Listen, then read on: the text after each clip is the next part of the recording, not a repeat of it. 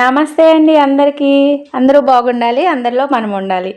మీరందరికీ పేరు పేరున ధన్యవాదాలండి. ఎంతగానో సపోర్ట్ చేస్తున్నారు. థ్యాంక్ యూ సో మచ్ అండి. ఇలాగే మన కుటుంబం ఇంకా పెద్దదవ్వాలని మనస్ఫూర్తిగా కోరుకుంటున్నాను. మన ఛానల్కి కొత్తగా వచ్చి ఎవరైనా చూస్తున్నట్లయితే ప్లీజ్ సబ్స్క్రైబ్ చేయండి, లైక్ చేయండి, షేర్ చేయండి. నేను పెట్టే మరిన్ని వీడియోలు మీకు కనిపిస్తాయండి. సబ్స్క్రైబ్ చేయండి.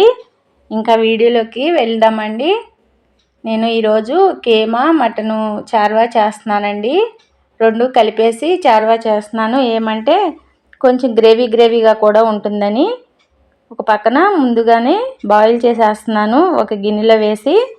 తర్వాత ఈ అల్లం ముక్కలుగా వేసేసి జార్లో మిక్సీ పడుతుంటే నలగట్లేదండి. అందుకని ఇలాగ కొంచెంగా రాయితో కొంచెంగా ఇలాగ చేసి వేస్తున్నాను. వెల్లుల్లిపాయ కూడా కడుగేసి కొంచెం ఇలా కచ్చాపచ్చ దంచేసి జార్లో వేస్తే మంచిగా మసాలాగా అవుతుందండి.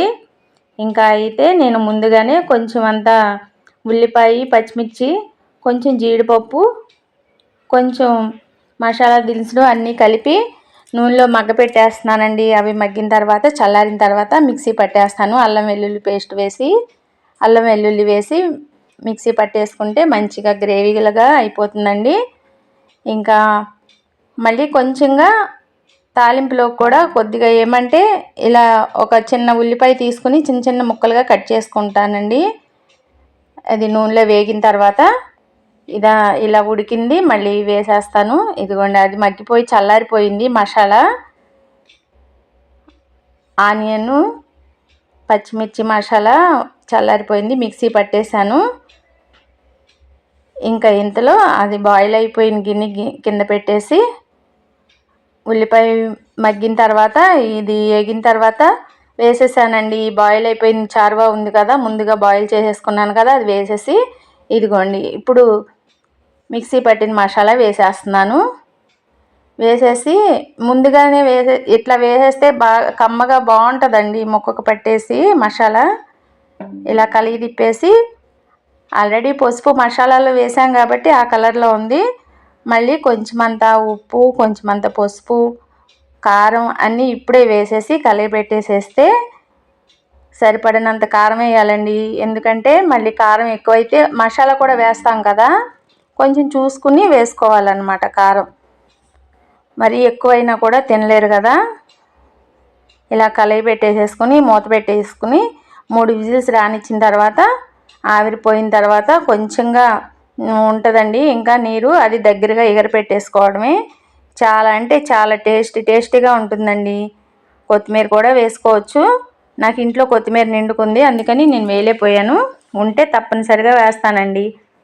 ఇక ఇలా మూత పెట్టేసుకున్నానండి. ఇక ఒక పక్కన చారు కూడా మరుగుతున్నాయండి. చారు కలిపి పెట్టేశాను, చింతపండు చారే.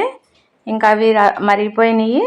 దించేసి తాలింపు చేద్దామని చెప్పి కొంచెంగా తాలింపు దినుసులు, వెల్లుల్లిపాయ, ఇంగువ, కొంచెంగా మెంతిపిండి కూడా వేస్తానండి. కొంచెం జీలకర్ర వేసాను, అదిగోండి ఇంగువ వేస్తున్నాను. కొంచెం అంత మెంతిపిండి వేస్తాను. కొంచెం వాము కూడా వేస్తానండి. వాము చారు అంటాము అసలు అయితే మేము. చాలా అంటే చాలా టేస్టీగా ఉంటాయండి. కరివేపాకు అన్నీ వేసేసి ఆ కళాయిలో ఎందుకు వేసానంటే ఇందాక ఉల్లిపాయ మగ్గిచ్చాను కదండి, అందుకని చెప్పి ఇంకా ఎందుకు మరొక గిన్నె అని చెప్పి ఈ తాలింపు వేసేసరికి ఇదిగోండి ఇది ఉడికిపోయింది. విజిల్ కూడా వచ్చేసింది. ఇంకా మాత్రం ఇంకొక 2 విజిల్స్ రానిచ్చి కట్టేసుకోవడమేనండి. మంచిగా కుక్ అయిపోతుంది. ఇక ఇది దించేసి బియ్యం కడిగి పెట్టేసుకున్నానండి. ఇందాకే 1 అవర్ అయిపోయింది. ఇంకా రైస్ కూడా పెట్టేశాను పొయ్యి మీద. ఇక ఏమంటే మళ్ళీ ఒక పాల వంకాయ కూర వండుతున్నానండి. అంటే పాలు పోసి వంకాయ కూర అనమాట. ఒక ఉల్లిపాయ, పచ్చిమిర్చి కోసేసి పెట్టుకుని కరివేపాకు, తాలింపు గింజలు అన్నీ నూనెలో వేగిన తర్వాత దీనిలో మళ్ళీ ఈ కూరలో కూడా నేను ఇంగువ వేస్తానండి. ప్రతి ఒక్క ఎన్వీలో తప్ప అన్ని కూరల్లో నేను ఇంగువ వాడతానండి. మా ఇంట్లో బాగా తింటారు ఇంగువ. ఇంగువ లేనిదే కూర ఏంటి ఇలా ఉంది అని అడిగేస్తారు ఈయన ఊరికే. కానీ ఈ మటను, చికెను, ఫిష్ తీసుకొస్తే మాత్రం నేను తినను కదా, నేను తినను, నేను ఎందుకు వండాలి, అసలు నేను ఎందుకు వండాలి, ఇప్పుడు నేను వండను అని అననండి. తీసుకొస్తే తప్పనిసరిగా వండి పెట్టాల్సిందేనండి. మనం తినకపోయినా కూడా వాళ్ళకి ఏం కావాలో అది చేసి పెట్టాల్సిందే, పెట్టాలి కూడా. మనం వాళ్ళకి ఏమీ చూడకుండా చేయకుండా పూజలు చేసుకుంటూ ఈ వీడియోలు చూసుకుంటూ కూర్చుంటే అది భగవంతుడు కూడా మనల్ని హర్షించడనమాట. అందుకని నేను ఒకటే సిద్ధాంతం నమ్ముతానండి. ఇంట్లో వాళ్ళకి ఏం కావాలో మనం చూసుకోవాలి. బయటికి మనల్ని వాళ్ళు తీసుకెళ్ళినప్పుడు మనకేం కావాలో వాళ్ళు చూసుకుంటారు. అదే నా మనసులో ఉంటుందండి. నేను అలాగే నమ్ముతాను, అలాగే చేసి పెడతాను. ఆయన ఏది తీసుకొచ్చుకున్నా సరే నేను వండను అని అనను. అలాగని చెప్పి ఆయనే ఎప్పుడు కూడా తినరండి. ఎప్పుడన్నా తీసుకుంటూ ఉంటారు, తింటూ ఉంటారు తీసుకొచ్చి. ఇంకా అంతేనండి. అందుకని చెప్పి నేను తినను, నేను చేయను, నువ్వు తీసుకొస్తున్నావేంటి అని అననండి. ఇదిగోండి వంకాయలో కూడా కొంచెంగా పాలు పోస్తున్నాను. ఏమంటే మనం తినట్లేదు, నా కోసం ఒక్కడి కోసం నాకు ఎందుకు వండుతుంది, ఎందుకు పెట్టాలి అని వాళ్ళ మనసుకు వాళ్ళకి కలిగి వాళ్ళు మానేస్తే సంతోషంగానండి. బలవంతంగా మనం చెప్పి అది మానిపించకూడదు. అట్లా చేయనండి నేను. ఎవరి ఇష్టం వాళ్ళది. అందుకని చెప్పి నేను వండుతానండి. నాకు కావాల్సింది నేను వండుకు తింటాను. ఇదిగోండి ఇంకా పొడి మసాలా కూడా వేసేసాను. మూత తీసాను కదా, ఇంకొంచెం చారువాగా కావాలన్నారని చెప్పి ఇలాగ చేసి పెట్టానండి. ఇలా బాయిల్ అయిపోతుందండి మంచిగా. ఇంకొంచెం దగ్గరగా ఎగరనించిన తర్వాత మసాలా ఎక్కువగా ఉంది కదండి, అందుకని నేను కారంగా కొంచెం ఎక్కువ వేయలేదు, సరిపోతుందని. నేను ఉప్పు చూడనండి అసలు, ఎప్పుడు దేనికి కూడా చూడకూడదని కాదు, అసలు నాకు చూసే అలవాటు కూడా లేదు. అన్నీ మంచిగా సరిపోతాయండి నేను వండేదానికి. ఇదిగోండి నా కోసం పాలు పోసిన వంకాయ కూర వండేసి పెట్టేసుకున్నాను.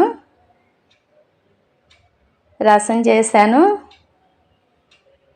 ప్లీజ్ సబ్స్క్రైబ్ చేయండి, లైక్ చేయండి, షేర్ చేయండి, మీ ఫ్రెండ్స్కి కూడా షేర్ చేయండి, సబ్స్క్రైబ్ చేయండి. రైస్ అండి, ఇదిగోండి రైస్.